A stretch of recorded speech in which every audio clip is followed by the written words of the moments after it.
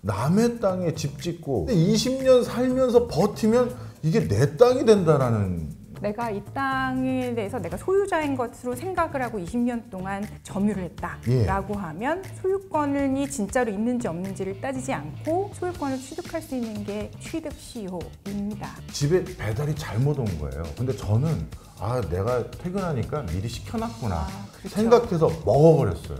이거 법적으로 어떤 저는 민형사상의 소송을 당하게 되는 건가요? 일단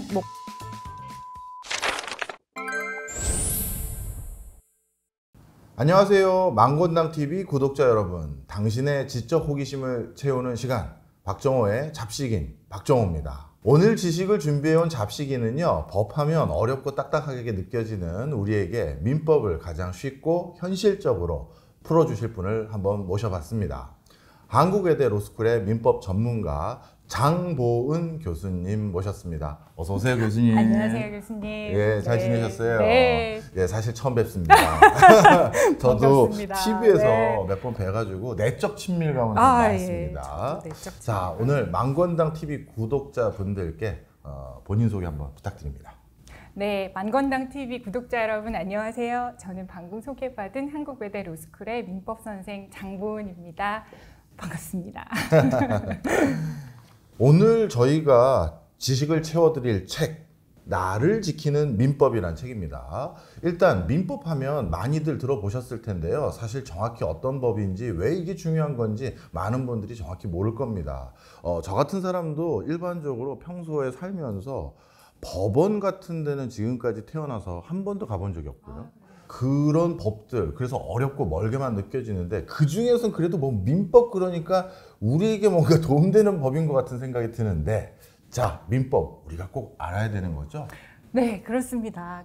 아마 우리 박정호 교수님은 법 없이도 살 사람이라는 말씀을 많이 듣고 사실 것 같아요. 그래서 그런 말씀들 많이 하시는데 정말 우리가 법 없이 살 수 있는 사람이 있을까요? 저는 아무도 없을 거라고 생각을 합니다. 법이라는 게 되게 멀게만 느껴지긴 하지만 우리 사회가 가지고 있는 가장 기본적인 약속들을 정해놓은 것이기 때문에 법 없이 살 수 있는 사람은 글쎄요, 아마 아무도 없을 것 같은 생각이 들고요. 뭐 헌법, 형법 이러면 좀 더 어쩌면 와닿으실지도 모르겠어요. 최근에 무슨 탄핵이다 해서 헌법은 이래저래 귀동냥 하실 일이 많으셨을 것 같고, 혹은 진짜 열심히 찾아보시는 여러분들도 많이 있으실 것 같고요. 형법은 이제 국가의 어떤 범죄나 형벌 이런 걸 정하는 게 형법이고, 근데 민법은요 훨씬 더 우리하고 가까이 있습니다. 그래서 만약에 법들 중에 내가 딱 하나만 알아야 되겠다라고 하면 저는 그게 바로바로 민법이라고 생각을 하거든요. 왜냐하면 민법은 이제 사람과 사람 사이의 관계를 규율하는 법이고요. 사람과 사람 사이에 사회생활을 할 때 제일 중요한 게 뭔가를 생각해 본다면 경제생활하는 거 굉장히 중요하죠. 이 경제생활이 어떻게 돌아가는지를 정해놓은 기본 질서들, 그런 것들은 사실 민법에 있고, 또 뭐가 중요할까요? 개인적인 관계에서. 가족? 그렇죠. 가족. 그래서 경제생활과 가족생활을 아우르는 법이 민법입니다. 그래서 이거 잘하려면 민법을 아셔야 됩니다 라고 하면 이제 조금 솔깃하시는 분들도 계실 것 같아요. 그렇군요.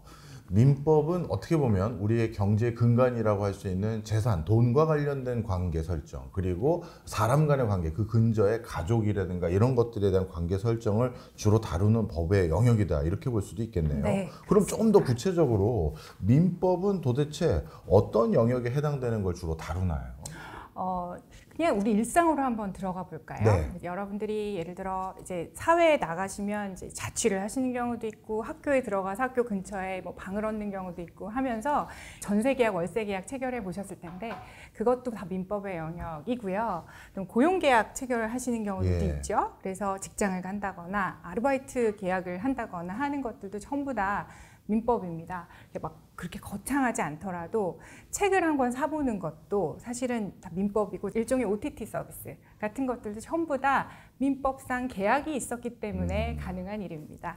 네, 경제생활뿐만이 아니고요. 가족생활, 여러분이 이제 사랑하는 사람을 만나서 결혼을 하고 아이를 낳고, 이게 굉장히 어떻게 보면 개인적인 영역인 것 같기는 한데 이거를 관장하고 어떤 범위까지가 가족인지를 인정하고 승인하는 것이 전부 다 또 민법의 영역이고, 그들 간에는 어떤 권리 의무가 생기는지 뭐 그런 부분도 전부 다 민법이 담당하고 있습니다. 네. 누군가가 돌아가셨다라고 하면 상속 문제가 생기고 상속이라는 게 대부분은 가족 안에서 이루어지기 때문에 상속은 또 어떻게 되나 이런 것들도 이제 민법에서 규율하고 있는 부분입니다. 네, 집에서 쓰레기 버리는 게 제 담당인데 이것도 민법에서 다루는 영역일까요? 그건 꼭 해야 되는 일이라서. 맞아요. 그거는 아마 내부적으로 가족들 사이에 계약이 있으실 것 같습니다. 알겠습니다. 자, 제가 그걸 화두를 네. 왜 던졌냐면요. 네. 이 책에서 가장 중요시 여겨주는 챕터라고 해야 될까요? 계약과 관련돼서 몰랐던 사실들을 많이 알려주시더라고요. 저도 뭐 책을 내거나 방송을 하거나 또는 학교에서 근무할 때도 여러 계약에 묶여있는 경우가 많은데 우리 커피 한 잔 사는 것도 계약이다 이런 표현도 하셨어요. 맞습니다. 그러면 우리가 민법에서 두 가지 영역이 있습니다 라고 해서 하나가 재산이고 하나가 가족이라고 말씀드렸는데 그중에 재산 이야기를 먼저 좀 해볼까 해요. 네. 대표 선수 두 개를 뽑아봐라 하면 저는 아마 계약하고 소유권 이렇게를 뽑을 것 같아요. 얘는 자본주의 경제 질서를 돌리는 가장 중요한 또 네. 선수들이기도 하지요. 계약이라는 거는 그래서 아주 우리 경제의 근간을 이루는 것이다. 이 커피 한 잔을 사거나 책을 하나 사거나 혹은 글쎄요 버스를 타거나 지하철을 탔을 때 운송 계약을 한다거나 전부 다 계약으로 이루어져 있다고 볼 수 있고요. 커피 사러 가시면 이거 아이스 아메리카노 하나 주세요 라고 하면 3,500원입니다 해서 결제를 하는 그 순간 양쪽에 그러니까 살려는 사람과 팔려는 사람의 의사가 딱 합치가 되어서요. 그런 경우에는 법적으로 이제 힘이 있는 약속이 성립되는 것이고 그것이 계약입니다. 네. 네. 말씀을 쭉 듣고 보니까 어떻게 보면 우리 일상생활은 계약의 연속이다 이런 생각이 들 정도인데요. 네. 그렇다면 이 계약서 작성 시 우리가 자주 하는 실수라고 해야 될까요? 대표적으로 뭘 꼽으세요? 아주 유명한 라틴어 법원이 있는데 계약은 지켜져야 한다 혹은 약속은 지켜야 한다라는 겁니다. 어떻게 보면 너무 당연하죠. 너무 당연한 이야기인데 사실은 그 안에 들어있는 함의를 좀 생각해 보면 좀 더 재밌게 우리가 이해해 볼 수 있을 것 같아요. 우리 민법은요 사람들을 생각할 때 어떤 사람을 전제로 하냐 하면요 사람들은 누구나 자유롭고 평등하고 합리적일 거다라고 전제를 하거든요. 네. 그런 사람들이 자유롭게 계약을 체결을 했다면 그 계약은 지켜져야 된다라는 의미가 계약은 지켜져야 한다라는 의미입니다. 그래서 만약에 이게 안 지켜지면 그럼 어떻게 할 거냐? 이때는 이제 계약이 법적으로 힘이 있다라고 했기 때문에 국가가 나섭니다.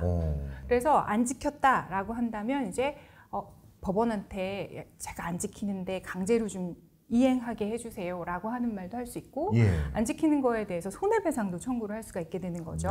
그래서 계약서 잘 안 보고 사인을 했다 라고 하면 난 잘 안 봤는데요 라고 얘기를 하더라도 그건 변명이 되지 않고요. 계약서에 들어있는 내용에 대해서는 네가 합리적이고 자유롭게 체결을 했을 것이다 라는 걸 전제로 하기 때문에 그 안에 들어있는 내용은 원칙적으로 다 지켜져야 하는 겁니다. 아, 그렇군요. 네. 사실 우리나라에서는 일상생활 하다 보면 뭐 어디 갔을 때 이 계약서인데요 형식적인 겁니다 하고 딱 줄 때 꼼꼼히 읽어보기가 좀 죄송스럽거든요. 맞아요. 아이 뭐 잘하셨겠죠 뭐 하면서 찝찝한 마음으로 쓰기도 하는데 이게 다 개인에게 다 책임이 가는 거군요. 그렇습니다. 그럼 교수님 이것도 한번 여쭤볼게요. 친구나 심지어 가족끼리는 계약서 작성하자 이게 더 입이 안 나옵니다. 구두로 내가 이렇게 해줄게 고맙다 하면서 알았어 네가 뭐 그렇게까지 그 날짜까지 쓰고 준다니까 뭐 알겠어 하는 경우도 많거든요. 그렇죠. 이렇게 계약서 안 쓰고 구두로만 약속한 거 이것도 민법으로 보호받을 수 있나요? 원칙적으로는 가능합니다. 그래요? 그렇죠. 계약서를 써야지만 계약이 유효해지는 경우는 아주 예외적으로 정해놓고 있습니다. 예컨대 이제 보증계약 같은 거는요. 그건 보증인을 좀 보호해주기 위한 건데요. 좀 숙고해서 사인하라는 의미인 거고 일반적으로 계약은 계약서를 써야지만 유효해지는 것은 아닙니다. 그러니까 예를 들어 야 나 데이트 가야 되는데 야 5만 원만 빌려줘 하고 친구가 빌려갔다가 야 계약서도 안 썼는데 무슨 무시해 이렇게 하는 거는 그런 친구는 사귀지 않는 게 좋겠죠. 그렇죠. 그건 다 법적으로 힘이 있는 약속, 즉 계약입니다. 계약서가 없더라도요. 계약서 중요한 계약에서는 꼭 필요한 것은 나중에 분쟁이 생겼을 때 어떤 것을 합의했는지를 가장 명확하게 드러내주는 게 계약서이기 때문이고요. 계약서 쓰기 좀 미안한데 라는 생각이 드시면 뭔가 증인을 좀 세우시거나 아니면 녹음을 하셔도 다 증거로 쓰일 수 있을 것 같기는 합니다. 그렇지만 어쨌든 제일 중요한 계약서는 계약의 경우에는 계약서를 작성하시고 잘 읽어보시고 본인이 걱정하는 부분들이 어떻게 되어 있는지에 대해서 확인을 꼭 하시는 게 필요할 것 같습니다. 네, 구두 계약도 계약이다. 그리고 법으로 보호받을 수 있다. 이 말씀을 많은 분들이 아마 큰 도움 받을 것 같은데요. 근데 이 책 읽다 보면 제 상식과 달랐던 또 흥미로운 대목들이 좀 있습니다. 남의 땅에 집 짓고 20년을 살면 이건 제가 보기엔 범법행위인 것 같은데 그런데 20년 살면서 버티면 이게 내 땅이 된다라는 그게 있었어요. 이거 설명 좀 해주세요. 토지 소유권, 그러니까 소유권과 관련된 부분입니다. 예. 소유권을 어떻게 하면 가질 수 있을지에 대한 내용을 잠깐 말씀드리면 보통은 계약이 많이 개입이 되죠. 예. 계약하고 소유권은 굉장히 밀접한 관계에 있는 친구들이어서 매매계약이라든지 징여계약 같은 게 매개가 되는 경우들이 대부분이죠. 그런데 취득시효라고 하는 건 당사자들의 어떤 의사, 그러니까 계약이 없더라도 소유권을 취득할 수 있는 하나의 방법이고요. 이거는 마치 그러니까 권리가 있는 것처럼 그러한 상태가 오랫동안 유지가 되면 네. 실제로 권리가 있는지 없는지를 따지지 않고 소유권을 인정해주는 제도, 그게 취득시효인 거죠. 네. 그래서 내가 이 땅에 대해서 내가 소유자인 것으로 생각을 하고 20년 동안 점유를 했다라고 하면 소유권이 진짜로 있는지 없는지를 따지지 않고 소유권을 취득할 수 있는 게 취득시효입니다. 예. 네, 아까 말씀하신 대로 이 범법행위 아닙니까? 네. 이렇게 얘기하셨잖아요. 네. 맞아요. 그래서 여기 하나 짚고 넘어갔거든요. 이 땅을 내가 소유한다는 생각으로 20년간 점유를 하면이라고 했는데 이게 주관적으로 이게 내 땅이었으면 좋겠다. 라는 걸 얘기하는 게 아니고요. 네. 어떻게 해서 취득하게 됐는지 그 권한을 보고 객관적으로 평가를 하게 됩니다. 그 사람 마음속에 들어가서 이거 내가 내 땅으로 생각해야지가 아니라 예를 들어서 그래서 나는 소유권에 대해서 그러니까 소유권이 있는 줄 알고 매매 계약을 체결했는데 알고 봤더니 상대방이 소유권이 없었다라거나 증여를 받았는데 저분이 소유자가 아니었다. 근데 네. 나는 내 거라고 믿고 20년을 점유했다. 이러면 이제 점유 취득 시효가 완성이 되는 것인데 네. 처음부터 남의 땅인 줄 알고 야 여기서 20년만 버티자 라고 해서 집 짓고 살았다 라고 하면 그런 사람을 민법이 보호해 주지는 않습니다. 그렇군요. 네. 나름대로 합리적인 어떤 이유들이 이렇게 있었군요. 그러면 이렇게도 한번 여쭤볼게요. 만약에 오래전에 친구한테 돈을 빌려줬는데 아직까지 한 푼도 못 받았습니다. 그런데 지금 야 모처럼 봤어요. 지나가다가 야 너 여기서 마주치네 하면서 너 지금이라도 그 돈 좀 갚어라고 하면 법적으로 못 돌려받는 겁니까? 그러니까 이 채권이 있어도 그러니까 받을 돈이 있어도 예컨대 10년 동안 아무 말도 안 했다라고 하면 그 채권은 소멸합니다라고 얘기하거든요. 예. 되게 이상하게 느껴지실 수도 있을 것 이상해요. 같아요. 민법은 개인의 권리를 보호하는 법인데 근데 이게 10년 동안 행사를 하든 말든 이 권리가 없어지는 건 아니어야 하지 않나 이런 생각을 당연히 하실 수 있을 것 같습니다. 10년이 아니라 법이라는 게 약자를 보호하는 건데 뭐 40년 뒤래도 받을 수 있는 권리를 끝까지 지켜주는 게 중요한 게 아닌가요? 그럴 수 있는데요. 예. 시효제도를 왜 인정하는지를 좀 생각을 해보면 한 두 가지 정도 예. 생각을 해볼 수 있을 것 같아요. 첫 번째는 너무 오래되면 진짜 누가 권리가 있는지가 희미해질 수가 있어요. 증거 같은 게 뭐 땅 문서가 옛날에 일제시대 때 있었다고 하는데 관련된 증인들은 다 돌아가시고 예컨대요. 예. 뭐 그렇다거나 또 하나 중요한 가치는 개인의 권리를 잘 지켜주는 게 정말 중요하지만 또 하나 우리가 경제 질서를 생각해 본다면 이 상태가 정당한 상황이다라고 믿고 온갖 거래들이 일어날 수 있잖아요. 예. 그러면 그런 거래계의 신뢰도 보호해야 되는 또 중요한 가치가 되는 거거든요.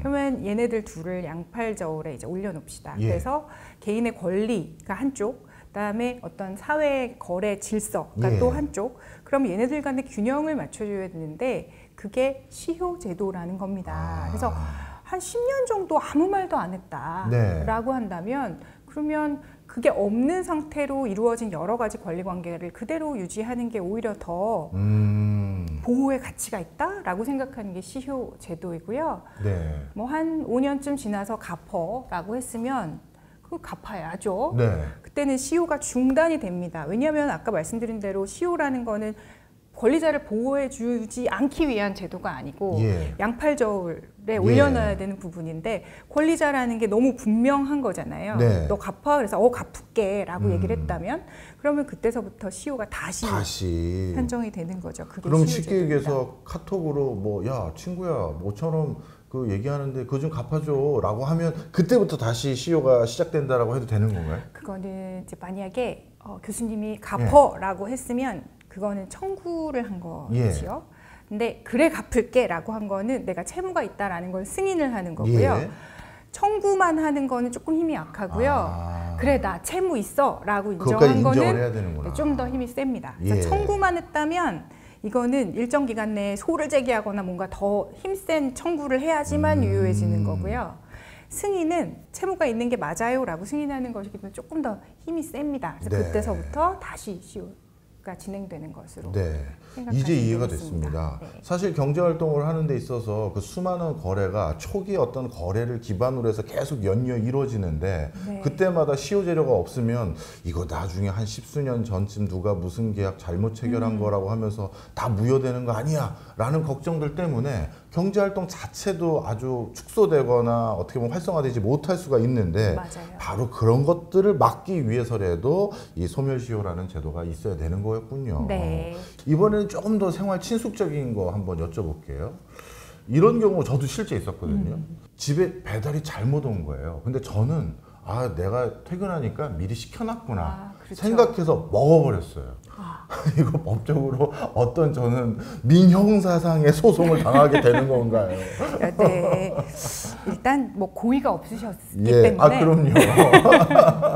고의가 없으셨기 때문에 무슨 형사 책임을 지지는 않으실 것 같습니다. 민사상으로는 지금 잘못 배달이 왔잖아요. 그래서 이건 어쨌든 교수님이 돈 주고 사신 게 아니에요. 그렇죠. 소유권은 다른 사람한테 있는 겁니다. 그렇죠.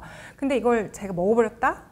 라고 한다면 그럼 이거는 부당이득 반환의 문제가 생깁니다. 부당이득 반환이라고 하는 거는요. 여러 가지 우리 민법의 원칙 중에 하나인데요. 우리 계약 같은 경우는 당사자들이 약정을 해가지고 그대로 법률 효과가 발생하는 거라면 부당이득이라고 하는 건 지금 재화가 우리가 원래 의도했던 거랑 다르게 잘못 귀속이 된 상태인 거죠. 법률상 근거가 없이 교수님은 그 이득을 취하신 거고요. 맞습니다. 저는 그만큼 손해를 본 거죠. 이런 잘못 재화가 귀속된 거를 바로 잡는 것, 그것이 부당이득의 반환 문제입니다. 네. 그래서 부당이득 반환을 하셔야 됩니다. 그러면 제가 돈을 물어줘야 되는데 그렇습니다. 그렇습니다. 부당이득 반환의 문제는 누가 잘했는지 잘못했는지와 관계가 없습니다. 책을 읽어보신 분들은 이제 불법행위 책임에 대해서도 보셨을 텐데요. 불법행위 책임은 누군가 고의나 과실로 위법한 행위를 했을 때 문제가 되는 것이고 부당이득 반환은 교수님처럼 아무 잘못이 없었더라도 누구한테 잘못이 있어서 문제가 발생한 게 아니라 재화가 잘못 귀속됐기 때문에 그걸 바로 잡는 문제이기 때문에 드신 거를 주셔야 될 것 같습니다. 알겠습니다. 이거는 제가 개인적으로 늘상 궁금했던 거는 한번 오신다고 해서 여쭤보고 싶었던 게 있는데 한번 여쭤봐도 될까요? 네. 저 같은 경우도 벌써 이제 눈이 조금씩 침침해져서 보통 거래 약관이라고 해서 뭐 물건을 사거나 서비스를 받을 때 깨알같이 써 있는 그 문서들이 있어요. 그거 끝까지 읽기도 은행 창구 앞에서 아니면 그 현장에서 참 애매모호하거든요. 그래서 사인을 합니다. 근데 만약에요. 어떤 그걸 공급하는 주체가 그 보통 거래 약관을 자기에게 굉장히 유리하게 하나하나 다 썼어요. 그런데 이거를 무조건 내가 사인했다고 무조건 그걸 따라야 될 이유가 있을지도 저는 의구심이 있습니다. 약관 규제에 관한 법률을 따로 만들어놨어요. 그래서 약관으로 계약을 체결하면 일단 유효한가요? 라고 하면 당연히 유효하고요. 그런데 그 내용 하나하나를 살펴보면 아주 중요한 내용 같은 경우는요. 일단 명시를 하도록 되어 있고요. 설명을 해줘야 돼요. 그래서 은행 같은 데 가시면 이 부분 읽어보세요. 따라 써보세요 하는 경우들 있죠. 이렇게 명시하는 절차입니다. 그래서 확인했음, 동의합니다. 뭐 이렇게 하는 경우나 그런 경우들이 있고요. 그게 그래서 1단계 보호막이고 2단계 보호막은 그럼에도 불구하고 들어갔다라고 하면 계약 자체가 그 내용 자체가 예. 불공정한 경우에는 예. 그 조문을 무효화시킬 수가 있습니다. 어떤 것이 불공정한지에 대해서는 우리 약관규제법에서 대충 정해놓고 있고요. 그리고 나서 그 밖에도 불공정한 조항 자체를 무효화시킬 수 있는 일반 조항도 두고 있어서 그런 경우에 따져볼 수 있죠. 그럼 그 네. 조항만큼은 무효화시킬 수 있게 그렇게 해놨고, 물론 이제 분쟁이 있어야지 나중에 이게 네. 문제가 되고 결국 최종적으로는 뭐 법원이라든지 이런 데서 판단을 받게 됩니다. 네, 알겠습니다. 지금까지 교수님하고 이런저런 얘기 나누면서 우리가 많은 걸 배웠습니다만 이 책에서 한 문장 일단 꼽아주신다면 이 민법을 어떤 문구로 제일 잘 설명할 수 있다고 생각하세요? 사실 정말 어려운 이야기이긴 합니다. 그리고 아마 이거 가지고 말끔히 해결되시기는 쉽지 않으실 것 같긴 합니다만 일단 56페이지를 한번 보면요. 예. 아까 제가 말씀드렸는데요. 계약은 지켜져야 한다. 라틴어로는 팍타 순트 세르반다라고 하는 이 말을 좀 말씀드리고 싶습니다. 네. 너무 당연한 말 같지만 이 말 안에 어떤 의미가 들어있는지에 대해서 우리가 얘기하면서 좀 아시게 됐을 것 같습니다. 네, 알겠습니다. 이렇게 민법의 개념과 재산법에 대해서 이야기를 나눠보고 있습니다.